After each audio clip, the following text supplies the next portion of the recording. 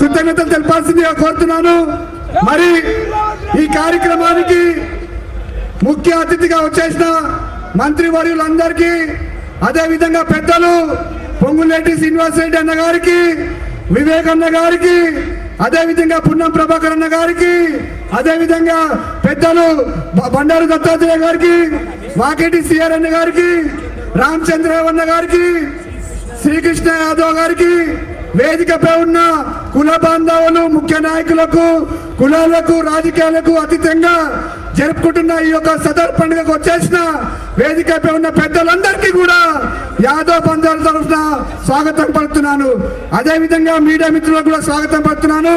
మరి పెద్దలు ఎక్కువ సమయం తీసుకోకుండా, ఎందుకంటే ఇంత ఎండ ఉన్నప్పటికీ కూడా తెలంగాణ రాష్ట్ర నలుమూల నుంచి వచ్చిన యాదవ్ సోదరులందరికీ కూడా స్వాగతం పలుకుతూ, ఇప్పుడు పెద్దలు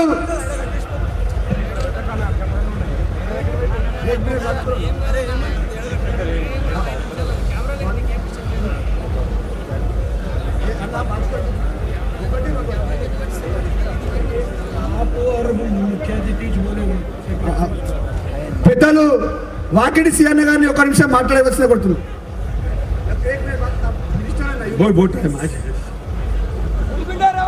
ఎంతో ప్రతిష్టాత్మకంగా కన్నుల పండుగగా ఏర్పాటు చేసుకున్న సదరోత్సవాలకు చేసిన మన ప్రీత ముఖ్యమంత్రులు రేవంత్ రెడ్డి గారికి, అదే మాదిరిగా ఈ కార్యక్రమాన్ని పెద్ద ఎత్తున చేస్తున్నటువంటి మా అనిల్ గారికి, అంజనన్న గారికి, అదే మాదిరిగా నా సహచర మంత్రివర్గానికి అందరికి కూడా పేరు పేరున నా హృదయపూర్వక నమస్కారాలు తెలియజేస్తా ఉన్నా.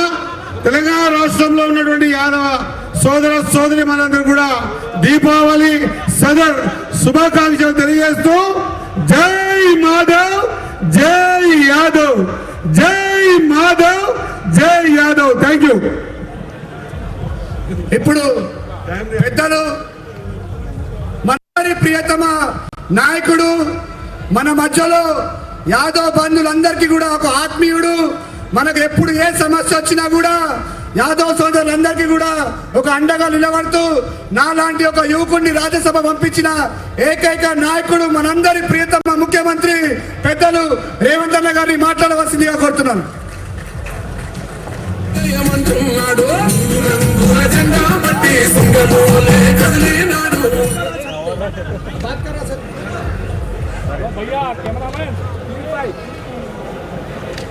హైదరాబాద్ నగర యాదవ సోదరులందరూ